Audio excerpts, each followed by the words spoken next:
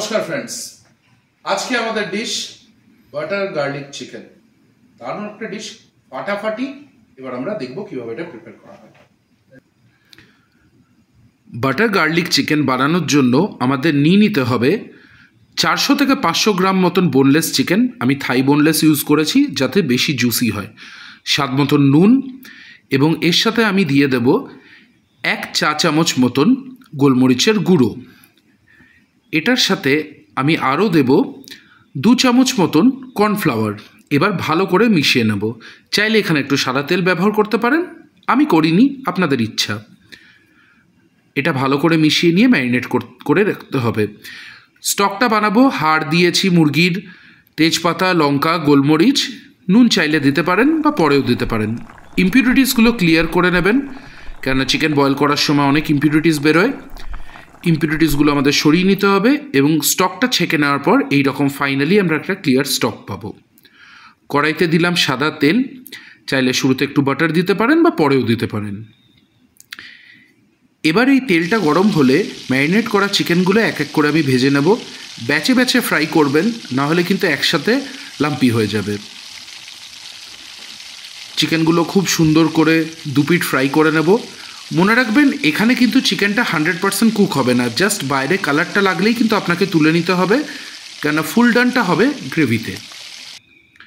দেখুন খুব সুন্দর করে চিকেনগুলো ভেজে তুলে নিয়েছি, কি সুন্দর কালার এসছে।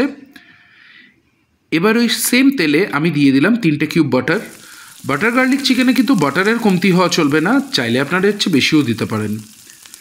বাটারটা খুব সুন্দর করে তৈরি হয়ে গেলে এর মধ্যে আমি দিয়ে দেবো 2 চা চামচ মতন রসুন, 2 টেবিল চামচ মতন রসুন।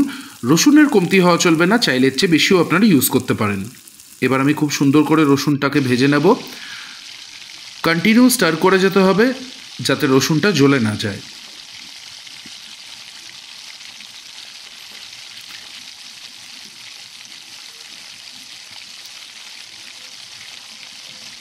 এবার একটা ভীষণ ইম্পর্টেন্ট ইনগ্রেডিয়েন্ট, 1 চা চামচ মতন ময়দা দিয়ে দিলাম আমি, এবং ময়দাটা দিয়ে দেওয়া এখানে খুবই জরুরি। এতেই গ্রেভির সুন্দর একটা টেক্সচার আর থিকেনিংটা হবে। ময়দাটা দিয়েও কন্টিনিউয়াস রান্না করে নিতে হবে, নাহলে ময়দাটা কিন্তু লাম্পস ফর্ম করবে। ভালো করে মিশিয়ে নিচ্ছি। ময়দাটা রান্না হয়ে গেলে এবার আমি যে স্টকটা ছেঁকে রেখেছিলাম সেই স্টকটা পুরোটা দিয়ে দেবো। এটা দেখে হয়তো অনেকটা গ্রেভি মনে হবে, কিন্তু বিশ্বাস করুন এটা পরে ড্রাই হয়ে যাবে এবং ঠিক হয়ে যাবে, যেহেতু ময়দা আছে আর চিকেনটাও কর্নফ্লাওয়ার দিয়ে ম্যারিনেট করা। স্টকটা ফুটে গেলে তার মধ্যে আমি ভেজে রাখা চিকেনগুলো দিয়ে দিলাম। বেশি নাড়াচাড়া করার দরকার নেই, চিকেনগুলো যাতে গ্রেভিতে ডুবে থাকে এইটা মাথায় রাখবেন। এবার চিকেনটা এখানে 100% কুক হবে।